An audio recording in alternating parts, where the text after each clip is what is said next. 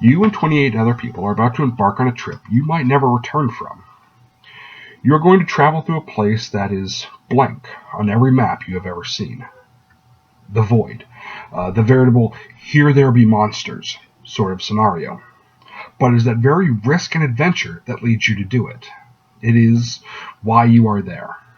The Lewis and Clark expedition is one of the greatest achievements in American history. In this speech, I'm going to talk about the preparation for the trip west, and the return trip east. So, for preparations, Captain Meriwether Lewis went to some of the greatest mines in America at that time to learn everything he could.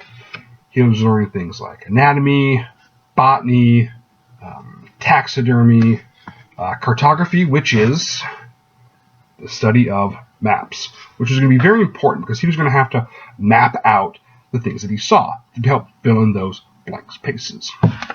The Corps of Discovery was also comprised of privates from the U.S. Army and one sergeant. There were also men called voyagers, which voyagers were French-Canadian fur trappers.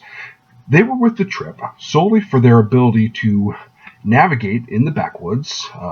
They were excellent waterwaymen, and they had the necessary language skills to communicate with the various tribes along the way.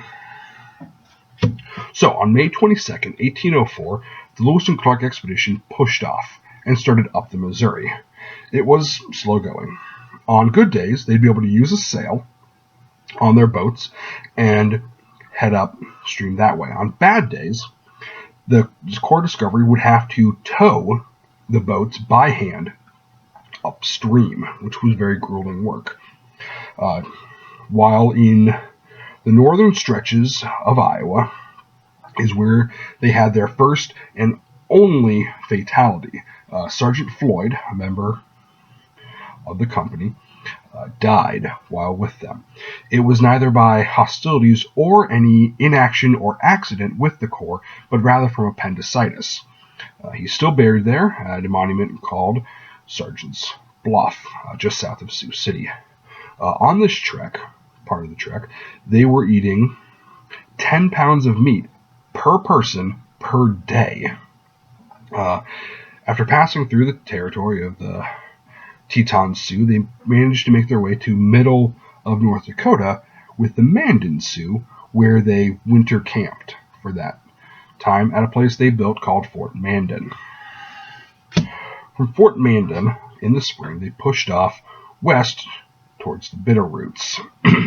They went down the Missouri, and at the Great Falls, they portaged and met with the Shoshone tribe, which is very fortuitous because while there, they found that the Shoshone chief was actually the brother of Sacagawea. This fortuitous turn allowed them the ability to connect better with the tribe and get more horses for their trip over the Bitterroots. Once they passed the Bitterroots, they met with the Nez Perce, did some trading, got some more horses, sold off horses they didn't need anymore, and then were able to make it further inland to get to the Salmon River to begin their water trip to the Pacific. From there, they shot what ended up being, by now's classification, Class 5 rapids, which are considered impassable by modern standards, but they did it without incident. So once they made it to the Pacific Ocean, they generated some tools with the Indians for trade, predominantly tomahawks made from old kettles. They lived at a fort that they named Fort Clatsop, which helped cement an American presence in the Pacific Northwest. March 23rd, 1805, they pushed out on the Columbia back to the Salmon to cross over the Bitterroots. Beforehand, they met up again with the Nez Perce and began their trip up the mountains.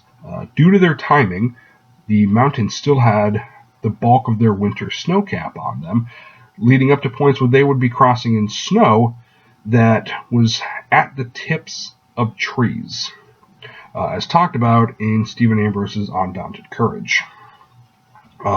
Once over the mountains, at a place called Traveler's Rest, the two groups split.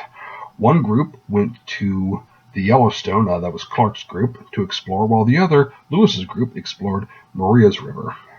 While on Maria's River, Lewis's group encountered 2 Blackfeet Indians that stole some horses. That resulted in those 2 people unfortunately being executed. It is the only case of death to natives by the group over the entire course of the trip.